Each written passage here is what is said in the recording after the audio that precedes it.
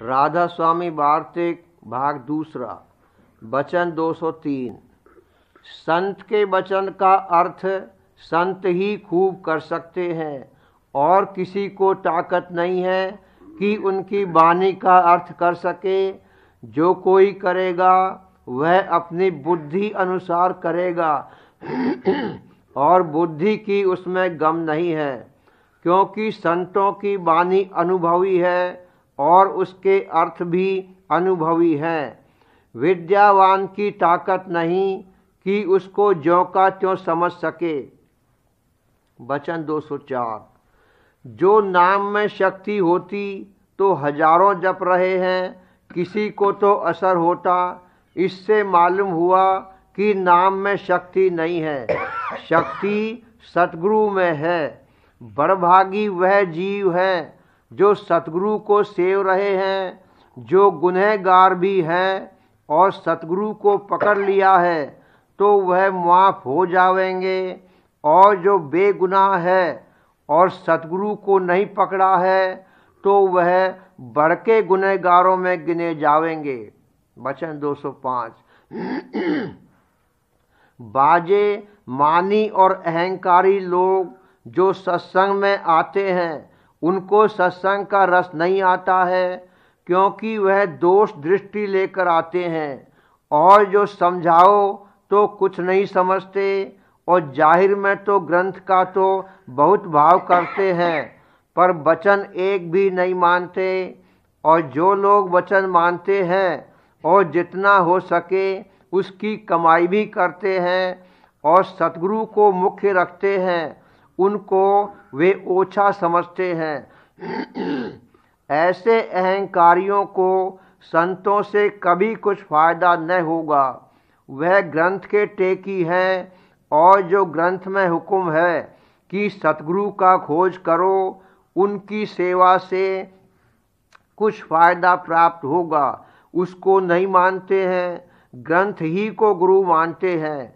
यह लोग बरखिलाफ गुरु नानक के वचन के अमल करते हैं, क्योंकि ग्रंथ गुरु नहीं हो सकता। वह तो जड़ है, खुद बोलता नहीं है और ना उपदेश कर सकता है। यह काम सतगुरु ही का है।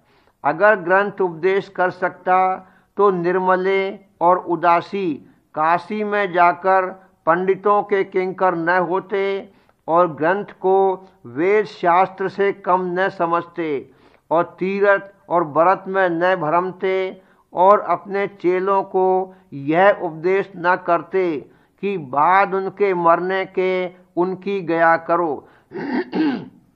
ग्रंथ में वह भेद है जो कि वेद के कर्ता ब्रह्मा को भी मालूम न हुआ, पर सिवाय सतगुरु पूरे के दूसरा कोई उस भेद को बयान नहीं कर सकता। इस वास्ते सबको चाहिए कि मुख्यतः सतगुरु की करें। वह ग्रंथ का भेद भी कह सकते हैं और बिना ग्रंथ भी उद्धार कर सकते हैं। और जो लोग सतगुरु वक्त का खोज नहीं करते, वह 84 में भरमेंगे। वचन 206। वाचक ज्ञानी की मुक्ति नहीं, वे सिर्फ बातें बनाते हैं, और जो सच्चे ज्ञानी हैं उनके स्थूल कर्म करते हैं पर सूक्ष्म नहीं दूर होते हैं।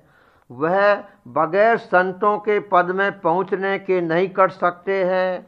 और मालूम होवे कि इस युग में मुक्ति भी संतों के द्वारा हो सकती है, क्योंकि बगैर स्थूल और सूक्ष्म कर्म कटे हुए मुक्ति कैसे होगी, और कर्म काटने की युक्ति ज्ञानियों के पास नहीं है।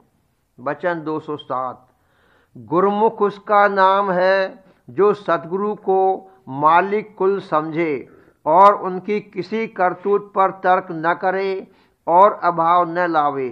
जैसे किसी के घर में मौत हो गई, या कोई दुख आकर पड़ा, या नुकसान हो गया, या गर्मी ज़्यादा हुई, या सर्दी ज़्यादा हुई, या बारिश ज़्यादा हुई, या बिल्कुल न हुई, या बीमारी, या मरी, या और कोई मुश्किल पड़ी, तो उस वक्त ऐसा न कहे कि ऐसा मुनासिब न था या यह बेजा या बुरा हुआ, बल्कि यह समझना चाहिए कि जो हुआ सो मौत से हुआ और ऐसा ही मुनासिब होगा और इसी में मसलहत होगी। सो यह बात किसी पूरे गुरमुख से बन आवेगी और किसी की ताकत नहीं है। वचन 208। राम सबके घट में व्यापक है, पर कोई उसको नहीं पहचानता और उसके देखते जीव अवगुण करते हैं और वह मने नहीं करता और 84 भुगवाता है। फिर ऐसे राम से क्या मतलब निकलेगा? जब सतगुरु मिले और उसका पता बतावें कि इस स्वरूप से राम तुम्हारे घट में व्यापक है, तब इस जीव को खबर पड़े और बुरे कामों और 84 से बचे। इस वास्ते खोज सतगुरु का जरूर है, क्योंकि वह प्रकट राम है और जो गुप्त राम है उसका खोज बिना सतगुरु के नहीं हो सकता। और जो ऐसा नहीं करते उनको न राम मिलेगा न 84 छूटेगी और दुर्लभ नरदेही मुफ्त बर्बाद होगी। और जो सतगुरु का खोज सच्चा होकर करेगा तो वे जरूर ही मिलेंगे, क्योंकि सतगुरु नित्य अवतार हैं और हमेशा संसार में मौजूद रहते हैं। वचन 209। अंतर में जो शब्द होता है उसका सुनना, यह शब्द भक्ति है। और जिस घट में शब्द प्रकट है उनसे प्रीत करना और सेवा करना, यह सतगुरु सेवा है। और वही सतगुरु है और शब्द उनका निज स्वरूप है। उनके वचन का मानना और उस पर अमल करना, यह बाहरमुख भक्ति सतगुरु की है। और अंतर में शब्द का सुनना अंतर्मुख भक्ति सतगुरु की है। मगर पहली सीढ़ी यह है कि जिस स्वरूप से सतगुरु उपदेश करते हैं उससे प्रीत होनी चाहिए, तब सतगुरु के शब्द स्वरूप से प्रीत होगी। और जिसको देह स्वरूप सतगुरु से प्रीत नहीं है उसको शब्द स्वरूप में भी प्रीत नहीं होगी। और चाहे जितनी मेहनत करे उसको शब्द नहीं खुलेगा। और जिसको सतगुरु के देह स्वरूप से प्रीत है पर शब्द में ऐसी प्रीत नहीं है, उसका उद्धार सतगुरु अपनी दया से करेंगे। पर जिनको सतगुरु से प्रीत है उनको शब्द में भी प्रीत जरूर होगी। पहले प्रीत और भक्ति सतगुरु के देह स्वरूप की होनी चाहिए, बगैर इसके काम नहीं बनेगा।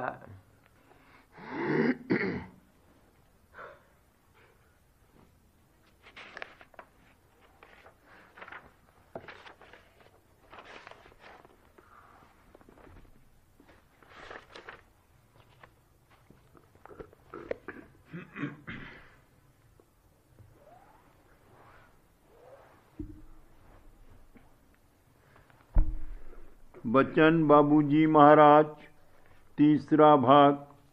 वचन 28, आगरा, 10 जुलाई 1938। पशुवत और पागल आदमी प्यार से कभी नहीं समझाए जा सकते, इसलिए यह देश हिंसा और संगार का है। परमार्थी के लिए गोश्त वर्जित है। दूध को मिसल गोश्त के समझना गलती है। यह तो माता के निर्मल प्रेम से पैदा हुई चीज है। आहार के लिए गिजा पसंद करने में 2 बातों को देखना चाहिए। पहला, वह कैसे पैदा हुई है। दूसरा, वो क्या असर पैदा करेगी। क्रोध, लोभ, मोह वगैरह की जड़ कामना है और अहंकार सबका मूल है। इसलिए कामना की जड़ काटनी चाहिए। यह मौज के आश्रय रहने और बर्दाश्त की आदत डालने से होगा। पशुवत और पागल आदमी प्यार से कभी नहीं समझ सकते। अगर कोई बिगड़े हुए सांड की तरह है और उससे प्यार से कहा जाए कि देखो तुम्हारे में जीव है और जिसको तुम नुकसान पहुंचाते रहे हो उसमें भी जीव है, ऐसा काम मत करो तो कभी नहीं समझ सकता। पागल खाने में सैकड़ों पागल कोठरियों में बंद करके रखे जाते हैं। जो ही उनको बाहर निकाला कि सिवा खुराफात और बदमाशी के कुछ नहीं करते, वह प्यार से कभी नहीं समझाए जा सकते, कोड़े और चाबुक से मानते हैं। अगर प्यार से कोई मान सकता तो काल को और उन सुरतों को जिनमें कालंग था नीचे क्यों उतारा जाता। क्या सत्य पुरुष को दुख देने में मजा आता है? अगर प्यार से इलाज हो सकता होता और असर पहुंच सकता तो सत्य पुरुष पर दोष आवेगा कि उसने वो इलाज नहीं किया और खाम ख्वाह काल को निकाला और सुरतों को नीचे भेजा। सत्य पुरुष से ज्यादा और कौन प्यार कर सकता है? वह तो प्यार का भंडार और सिंध है।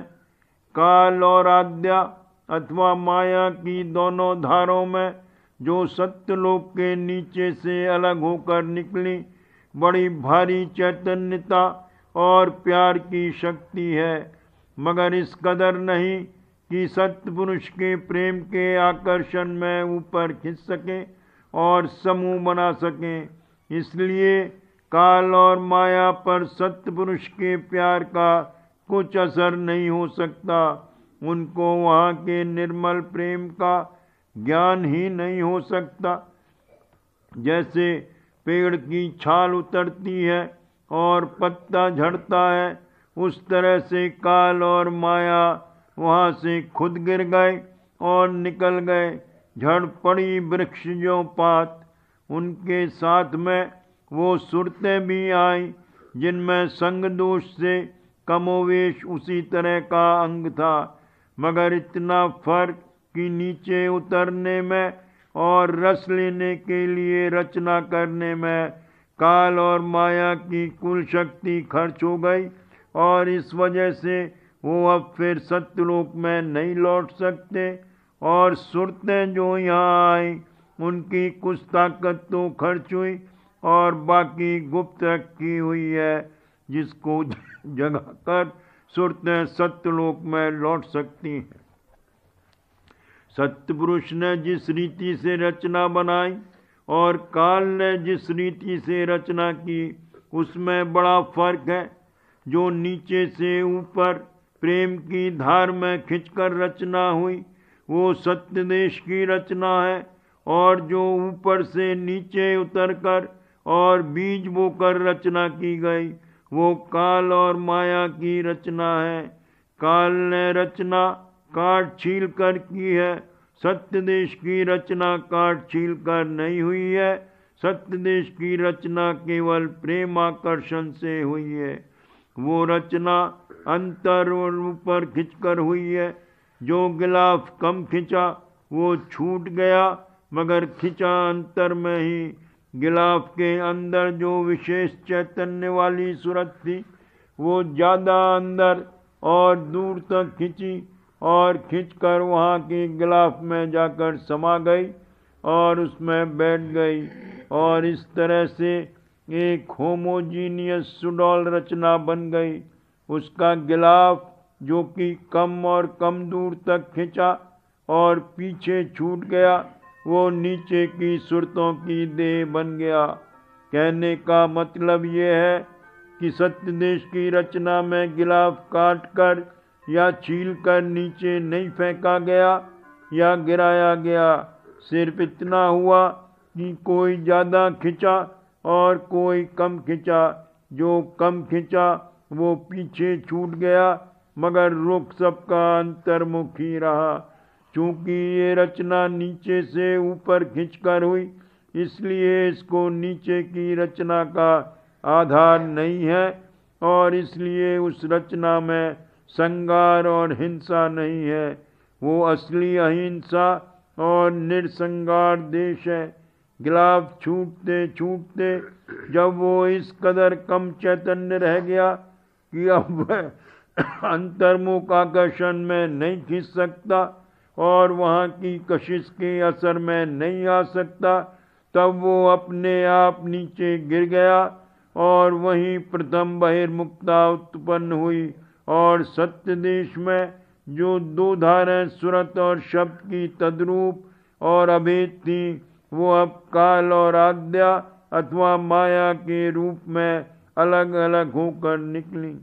काल और माया नीचे उतर कर तो आए, मगर वो बजाते खुद रचना नहीं कर सकते थे। काल मन पैदा करता है और माया देह रचती है, मगर जान और जीव नहीं पैदा कर सकते हैं। जान ऊपर से आती है। अगर काल और माया की धारों के साथ सुरतें न आती तो यहाँ रचना नहीं हो सकती थी। क्योंकि कमी चैतन्यता की वजह से अब गिलाफ बहुत मोटा हो गया था, इसलिए रचना करने के लिए उसको काटने और छीलने की जरूरत हुई। काल और उसकी रचना की नीति काटना और छीलना है। जैसे तरकारी और फल का छिलका काटकर और छीलकर अंदर का गूदा खाने के काम आता है, उसी तरह से काल भी काट छील कर आहार लेता है।